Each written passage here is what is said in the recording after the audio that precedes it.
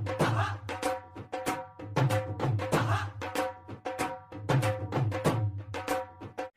वालेकुम। मैं हूं रुखसार हसन।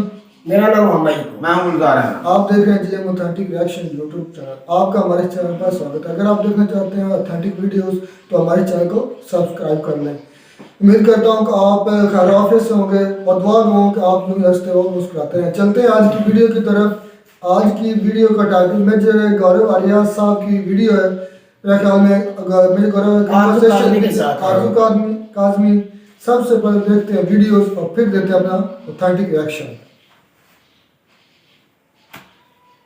देखिए, मैं बताता हूँ कि अमेरिका की जो कमजोरी है ना, ये अमेरिका की ताकत है और उसके तरीके बदल गए हैं। एक जमाने में इन्फ्लुएंस होता था कि आप कितने लोग आप कितने लोगों को रीच आउट करते हैं, कितने लोग आपकी बात सुनते हैं। आज की तारीख में वही चीज आप ट्विटर या फेसबुक से कह देते हैं, इंस्टाग्राम से कह देते हैं, यूट्यूब से कह देते हैं। तो तरीके बदल गए हैं। अमेरिका का तरीका बदल गया है। अमेरिका जिस तरीके से डिप्लोमेसी करता है वो तरीका बदल गया है।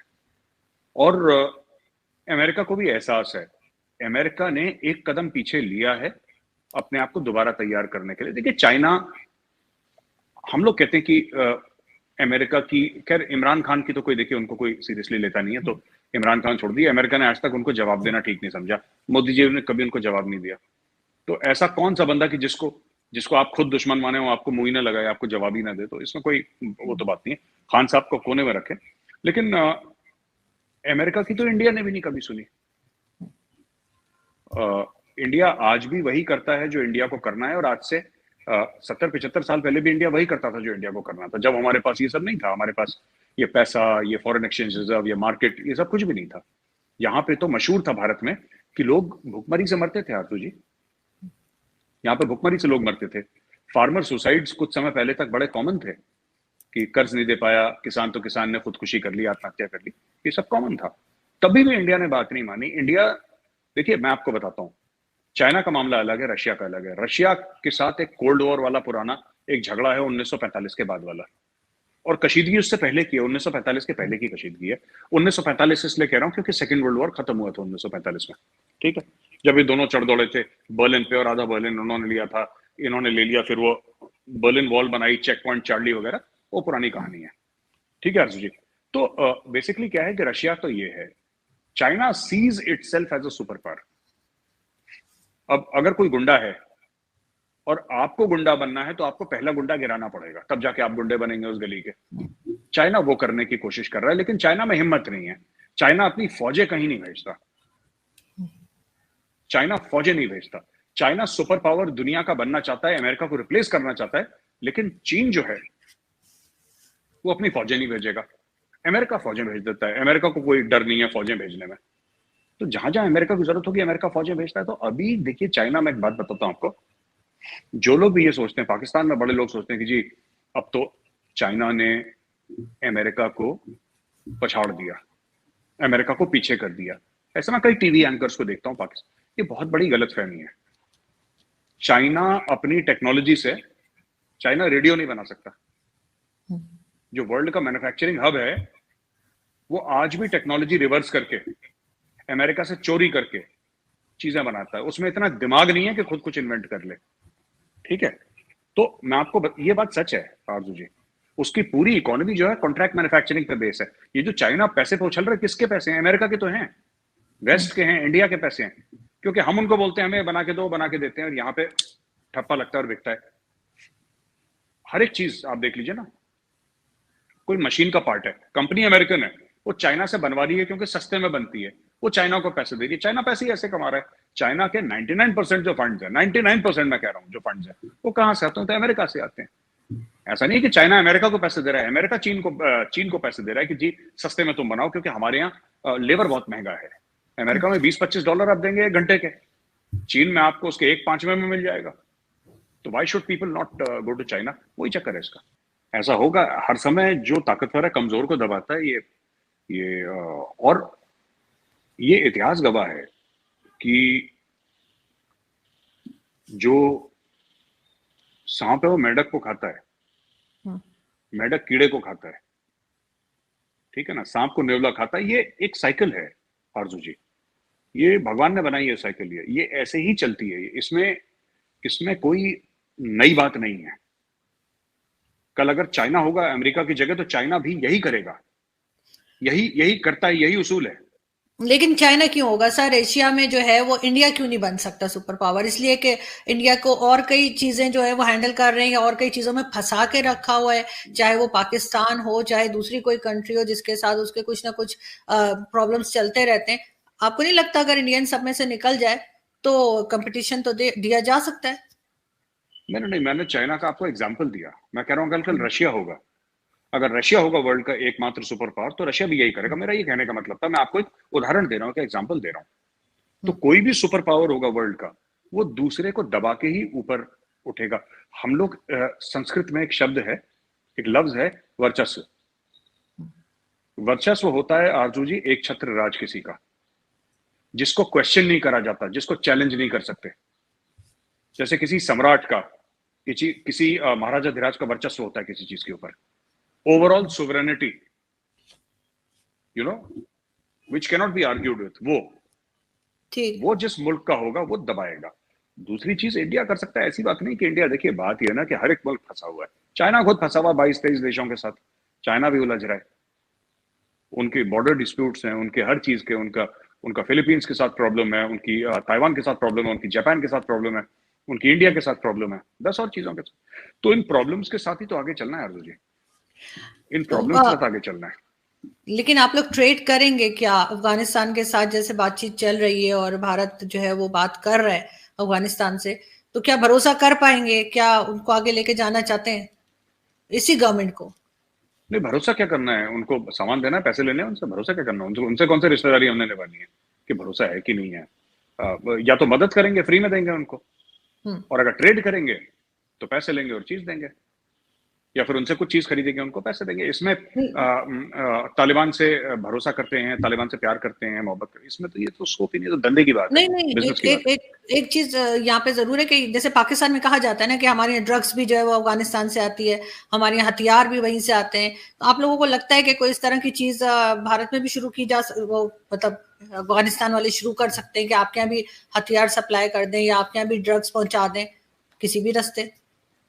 नहीं, ऐसे अफगानिस्तान से तो ड्रग पाकिस्तान के थ्रू आ ही रहे हैं। ये जो पंजाब में बिकता है, या कश्मीर में इतनी ड्रग प्रॉब्लम है आम लोगों में, कश्मीर में बहुत ज्यादा ड्रग एडिक्शन है, पंजाब में बहुत ज्यादा ड्रग एडिक्शन है, ये आ कहां से रहा है? ये अफगानिस्तान से तो आ रहा है। तो आज की बात नहीं है, ये तो 20 साल से हो रहा है। हथियार थोड़ा सा प्रॉब्लम हो जाती है इंडिया में, क्योंकि हथियार यहाँ पे मिलना, जैसे पाकिस्तान में वेपन्स की इजी अवेलेबिलिटी है, इंडिया में बहुत मुश्किल है, बहुत मुश्किल है। मतलब वेपन्स लेना ना, बहुत ज्यादा मुश्किल है यहाँ पे इंडिया में। कोई लाइसेंस्ड वेपन लेना, इलीगल वेपन ठीक है, किसी ब्लैक रूट से आ रहा है, कहीं से आ रहा है, वो कोई मतलब कहीं से आ रहा है, किसी तंजीम के थ्रू आ रहा है, तो वो अलग चीज है। लेकिन आम आदमी के हाथ में हथियार लगना, जैसे पाकिस्तान में खुला है, देखते हैं आप, AK-47 है लोगों के पास। आपके ट्राइबल एरिया में लोग आम लेके घूमते हैं, यहाँ पे ऐसा नहीं है। यहाँ पे लाइसेंस मिलना ही बहुत बड़ी लड़ाई है। बिल्कुल, मेरे घर में भी रखा है, वैसे चलाना नहीं आता, कोई आया तो खींच के ही मार सकती हूँ। लेकिन ये हाँ, है सर कि मुझे ये बताइए कि अभी एक रीजनल सिक्योरिटी डायलॉग अफगानिस्तान के ऊपर हुआ, तो उसको उसको आप किस तरह देखते हैं? ये तजाकिस्तान में हुआ था, और हमारे honourable national security adviser Shri Ajit Doval Kirti Chakra वहां पे गए थे, और बाकी और भी मुल्क थे वहां पे। ईरान ईरान था वहां पे रशिया था, वहां पे चीन था, और वहां पे जितने भी सेंट्रल एशियन स्टेट्स हैं वो सब थे वहां पे। और ये डिसाइड करा कि हमें अफगानिस्तान में चाहिए क्या। तो जो NSA साहब ने जो अपनी बात बताई, वो आई थिंक बड़ी स्टेट्समैन लाइक उन्होंने स्पीच दी है वहां पे, और जो बताया कि हमें we need stability in Afghanistan, हम नहीं चाहते अफगानिस्तान का इस्तेमाल। एक्चुअली अफगानिस्तान जो है ना, जो अगर आप ऊपर देखें, ऊपर अफगानिस्तान है, बीच में छोटा सा एरिया है पाकिस्तान ऑक्यूपाइड कश्मीर का, जिसको आप लोग आजाद कश्मीर बोलते हैं, और नीचे इंडिया है। तो actually Afghanistan is next door. Actually Afghanistan is next door. तो वी आर कंसर्न कि अफगानिस्तान से कोई दहशतगर्दी का मामला ना हो। We are concern that Afghanistan से कोई ऐसी परेशानी ना आए, और अफगानिस्तान स्टेबल रहे, इंक्लूसिव रहे, औरतों के लिए, माइनॉरिटीज के लिए। वहां पे एक इंक्लूसिव गवर्नमेंट बनाई जाए, जिसमें और कोई जो एथनिक लोग हैं वहां पे बलोच हैं, वहां पे हजारा हैं, वहां पे पश्तून तो है ही हैं, वहां पे और भी लोग हैं, सबकी मिलीजुली एक सरकार, सबको एक एक उसमें वो मिले, क्योंकि ये जो जो तालिबान है, ये तो पश्तून देवबंदी हैं। टीटीपी और तालिबान दोनों के दोनों, they are Pashtun Deobandi organisations. तो ये किसी और को तो आने नहीं दे रहे इतने आराम से, they don't allow other people. तो ये मिलीजुली सरकार बने। अब पता नहीं कब रिकॉग्निशन का क्या मामला है अर्जु जी, आई एम नॉट अवेयर कि इंडियन गवर्नमेंट क्या सोच रही है। जब दुनिया करेगी तो हो सकता है इंडिया तब कंसिडर करे, लेकिन the world is not in a hurry. देखिए ना, बात यह है कि लोगों की नजर अब एक जमाने में अफगानिस्तान बहुत इंपॉर्टेंट हुआ करता था वर्ल्ड के लिए, बहुत ज्यादा इंपॉर्टेंट हुआ करता था वर्ल्ड के लिए। इसीलिए पाकिस्तान भी बहुत ज्यादा इंपॉर्टेंट बन गया वर्ल्ड के लिए, क्योंकि अफगानिस्तान आप जाएंगे तो पाकिस्तान के थ्रू जाएंगे, कोई पाकिस्तान नहीं जाता। आप अगर देखें पाकिस्तान का मैप, आप अपने आगे लगा के देखेंगे, nobody goes to Pakistan, people go to Afghanistan via Pakistan. तो Pakistan is a corridor to Afghanistan. मैं जियो स्ट्रेटेजिकली बात कर रहा हूँ अर्जुन जी, आप ये मत समझिएगा कि आप कह रहे लोग पाकिस्तान नहीं आते, यहाँ पे तो बड़े सारे लोग आते हैं भारत, मैं उसकी बात नहीं कर रहा। जो घूमने के लिए आते हैं, सरकारी काम के लिए आते हैं, आपकी सरकार से मिलने आते हैं, मैं उनकी बात नहीं कर रहा। मैं जियो स्ट्रेटेजिकली बात कर रहा हूँ कि जो भी पाकिस्तान आया है इंपॉर्टेंट, वो हर समय अफगानिस्तान जाने के लिए आया है, क्योंकि अफगानिस्तान लैंडलॉक्ड है। पर अगर अफगानिस्तान से दुनिया की नजर हट गई कि जी अब हमें अफगानिस्तान में इंटरेस्ट नहीं है, हमें कोई रुचि नहीं है अफगानिस्तान में, फिर पाकिस्तान से भी नजर हट जाएगी। फिर ये लोग बोलेंगे जी ठीक है, इंडो पैसिफिक। अब flavour of the season for the next 10-15 years at least, if not more, is going to be the Indo Pacific. हाँ, छोटा मोटा चलेगा अफगानिस्तान पाकिस्तान में, लेकिन एक जमाने में जो कंटेनर भर के डॉलर आते थे ना, कंटेनर भर के जो डॉलर आते थे और अमेरिका से पैसे आते थे, क्योंकि अफगानिस्तान जाना था और सारा कुछ आपके कराची से ही जाता था मामला, बिन कासिम पोर्ट से तोरकम गेट पूरा वहां तक लेकर, वो सब मामला बंद हो गया है। वो डॉलर आना बंद हो गए, वो जो डॉलर थे वो आना बंद हो गए बिल्कुल।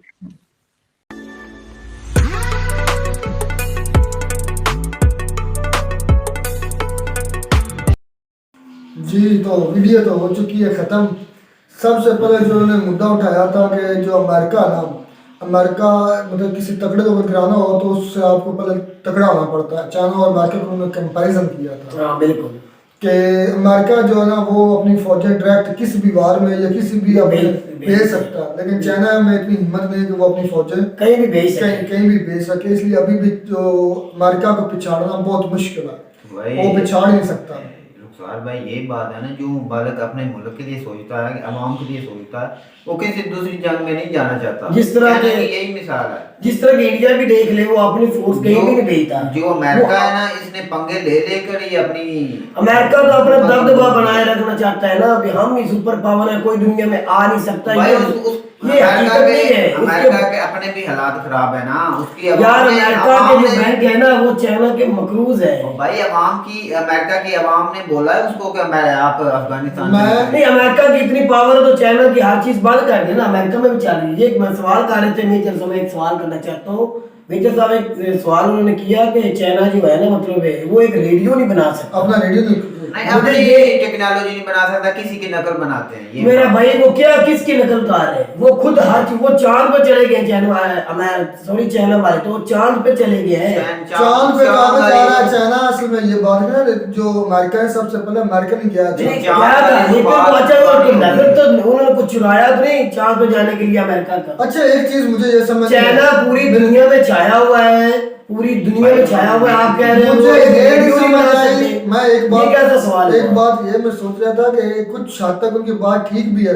ये देखना, चाइना ने जो भी किया है वो किया जो पहले अमेरिका कर चुका। अब देख लें कि चाइना ने चांद पर मिशन भेजा, रूस और जो अमेरिका वो पहले ये मिशन कर चुका है। चाइना तो अब भेज रहा है, अब उन्होंने स्टार्ट किया। तो जब उसके पास इतनी कैपेसिटी होगी, तब जब उसके पास बन गया, वर्क करके बन गई, तभी वो जाएंगे ना। ये तो नहीं भी अमेरिका चला गया फौरन ही हम भी चले जाएंगे, नहीं जो ऐसा तो नहीं ना। ये तो बात कोई नहीं कि नहीं, मेजर साहब ये इस बात में किसी हद तक सच्चाई है, मुझे ये नजर लेकिन चाइना ने सार भाई अमेरिका से कोई मदद तो नहीं मांगी, अमेरिका से कुछ चुराया तो अमेरिका से कुछ सीखा तो मेजर साहब ये बात से तैयार होके गए ना। वो मेजर साहब ये बात नहीं कर रहे कि चाइना मदद मांगे।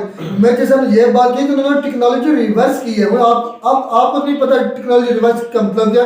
टेक्नोलॉजी रिवर्स का मतलब यह है कि आप पहले किसी मुल्क ने वो टेक्नोलॉजी बनाई है उसको रिकॉपी करते हैं, कॉपी करके वो अपनी उस तरह की चीज़ बनाते हैं। ये टेक्नोलॉजी रिवर्स होता है। और मुझे इस बात से काफ़ी हद तक मैं इतफाक भी करता हूँ, क्योंकि चाइना ने अभी तक जो भी बनाया सबसे ये देख रहे आपको शायद नहीं पता, inter continental ballistic missile China ने बनाया, रशिया ने बनाया, काफ़ी ममालिक मतलब बड़े बड़े ममालिक जो बना चुके हैं, इंडिया भी बना चुका है, लेकिन सबसे पहले अमेरिका और रशिया ने बनाया। उसके बाद चाइना, कितनी ऐसी मिसालें हैं टेक्नोलॉजी के मैदान में जो पहले अमेरिका में बनती हैं बाद में चाइना में बनती है, पहले क्यों नहीं बना सकते अमेरिका? ये सवाल तो बनता है। चाइना जो नीचे से ऊपर गया है ये एक मिसाल यार वो तो एक ट्रेड है ना सबसे पीछे आजाद होकर इतनी ज्यादा नुकसान आप बात समझ नहीं रहे हैं। सर वो हम आपकी बात समझ रहे वो हैं, टेक्नोलॉजी की बात कर रहे हैं, वो ट्रेड की बात नहीं कर रहे हैं। वो टेक्नोलॉजी में चाइना कम है, पीछे है। रिवर्स आज के दौर में देख रहे हैं, बिल्कुल यूज करें, ये उनको अपना मुल्क की ताकत की चाहिए। यार असल में मैं वही बात कर रहा हूँ कि चाइना ने जो भी बनाया वो या तो पहले रशिया बना चुका है या अमेरिका, उसको उसके बाद चाइना की कोई इनोवेशन हुई। आपका मकसद है उनको उनकी चीजों को वो उस टेक्नोलॉजी को बना रहे हैं। मैं उनका जो बयानी है ना मैं उससे काफी हद तक इत्तेफाक भी करता हूँ, मैं भी खुद पढ़ता रहता हूँ, देखता रहता हूँ। अच्छा, मेजर सर एक और बात कर रहे थे कि मतलब हमारे मुल्क के अंदर कोई बंदा हथियार किसी के पास नहीं है, वो कुछ नहीं कर सकते, ऐसा कुछ भी होगा नहीं। मैं एक बात करना चाहता हूँ, नहीं ये मेरी बात सुन। एक कबड्डी का खिलाड़ी है, एकम उसका नाम है, पूरी दुनिया में जाना पहचाना खिलाड़ी था। वो इंडिया का था, इंडिया मतलब अब दुनिया में नहीं रहा। वो इंडिया के अंदर बेदर्दी से कत्ल किया गया, ग्राउंड में। हाँ ना, ग्राउंड में नहीं, किसी जगह पे वो कत्ल गया हिंदुस्तान के अंदर। ये हथियार किधर से आ गया? वो मेरी बस सवाल है, वो हथियार कहाँ से आ गया? वो किसने हथियार दिया? वो अगर लाइसेंस के साथ ही वो हथियार चला रहा था। दूसरा, एक और कबड्डी का खिलाड़ी पिछले दिनों शायद रोजे हमारा जो रोजे गुजर गए इनसे पहले की बात है, रमजान से पहले की, एक खिलाड़ी का मेरा मुझे नाम नहीं याद आ रहा, वो भी स्टेडियम के अंदर कत्ल किया गया, दिन दिहाड़े कत्ल किया गया है। उसके पास असला कहां से आया? अक्सर मेरी बात सुनो। और एक और गुलकार है, सिंगर है, अभी 2-3-4 दिन हुए हैं, क्या उसका नाम है, सिद्धू मूसेवाला, पूरी दुनिया में जाना पहचाना है। हमें तो उस बात का बहुत ज्यादा दिली अफसोस है, दुख है। उसके पास जिन्होंने 26 के 30 मेरी बात, वो गोलियां चलाएगी दिन दिहाड़े बंदे स्टार सुपरस्टार, ये असल में स्टार। मेरी बात सुन, बात मेरी सुन ले, बात में जवाब दे देना। मैं मेजर साहब की बात का जवाब दे रहा हूँ। उनके पास ये इतना बड़ा असला कहां से आ गया और किस तरह दिन दिहाड़े बंदे को कत्ल किया गया? वो लाइसेंस वाला हथियार था। इन 3 बंदों का मुझे यकीन है, मैं यकीन के साथ कह सकता हूँ जो हुआ है। इनका मुझे जवाब दो, वो किस तरह हो गया? वो कहते हैं लाइसेंस के अलावा किसी के पास हथियार है ही नहीं, पाकिस्तान में आम लेके घूमते हैं। मुझे इनका बात का जवाब दिया जाए, ये 3 कैसे दिन दिहाड़े में कत्ल किए गए? इतने सुपरस्टार बंदे जो इंडिया में इतना बड़ा नाम है, वो कैसे हो गए? भाई रुसान भाई का भी जवाब सुनो। मेरी पहली बात तो यह है कि जो इंडिया में ये जो सामने हुआ है सिद्धू मूसेवाला साहब, ये असल में हो सकता है कि उनके पास जो हथियार होंगे वो लाइसेंस दो, ये आपको कोई गारंटी है? मैं वो ही कह रहा हूँ, वो लाइसेंस के साथ वो कत्ल करने आए थे ना, वो जो असला लेके इतना बड़ा असला। अच्छा, वो ये बात कर रहे हैं कि जिस तरह पाकिस्तान में सरेआम, मैं उनको ये जवाब देना चाहता हूँ, पाकिस्तान में भी अब जो है ना हथियार रखने पर ये बहुत ज्यादा पाबंदी है। पाबंदी नहीं, इतना सख्त कानून है कि आप पाकिस्तान में बाकी मुझे सुबह नहीं पता, पंजाब में कम से कम इतना सख्त रूल है कि अगर किसी से आप पिस्टल या बगैर असला बरामद हो जाए तो साल तो 2 भूल जाए, उसकी जमानत नहीं होगी। क्या लाइसेंस ही कैंसिल कर दिए? मेरा भाई, मेरा बात करने का मतलब ये है, मेजर साहब ने सवाल किया कि इंडिया में मैं आपको कई तो मैं दिखा सकता हूं लेके घूमते हुए हिंदुस्तान के अंदर। यार हमारे हर बंदे के पास हिंदुस्तान में भी असला है, हर बंदे के पास। कोई भी इस पर रोक नहीं लगा सकता, असली पर कोई भी रोक नहीं लगा सकता। हम पाकिस्तान के ऊपर पाकिस्तान के ऊपर जैसा बात कर रहे थे, उधर आप घूम रहे हैं, आपकी बात कहीं भी आपके यहाँ भी शादियां होती है ना, या कोई भी ऐसा इवेंट होता है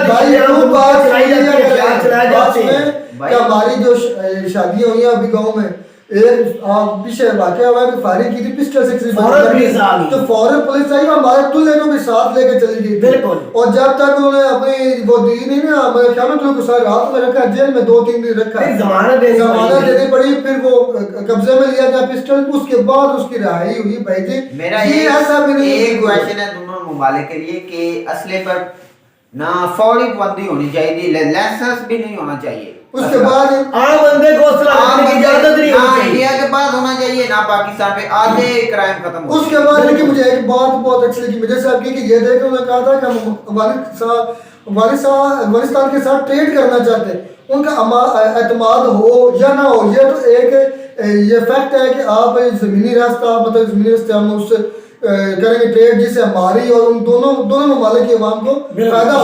और यही हम भी यही काफी अरसे से बोल रहे हैं कि अपने जो डिस्प्यूट है अपने जो वो एक अलग साइड पर रखें, लेकिन ट्रेड नहीं बंद करनी चाहिए। ट्रेड से दोनों जिस तरह अच्छा एक मिनट यहाँ पे मैं कहना चाहूंगा, ये एक वक्त था मेजर साहब कहते थे अमेरिका की गुलामी छोड़ो तभी आप तरक्की करोगे। ये मेजर साहब कहते थे अमेरिका की गुलामी छोड़ोगे, उनसे डॉलर मतलब जो भी तल्लुकात है आप बिला वजह उनकी जंग में मुलव्वस उन्होंने किया, अमेरिका ने आपको, वो तो हमें वाकई उन्होंने किया और रूस के साथ जो हुआ था हमें कुछ लेना देना नहीं था। तो जब हमने अमेरिका को अब्सोल्युटली ना कहा, अमेरिका के खिलाफ हो गया, हमारा बयानिया दुनिया में अब चल रहा है, हमने शरेआम कहा अब इंडिया वाले क्या कहते हैं ये कुछ कर नहीं सकेंगे, ये कमजोर हो जाएंगे, आप उनके सिवा चल नहीं सकते।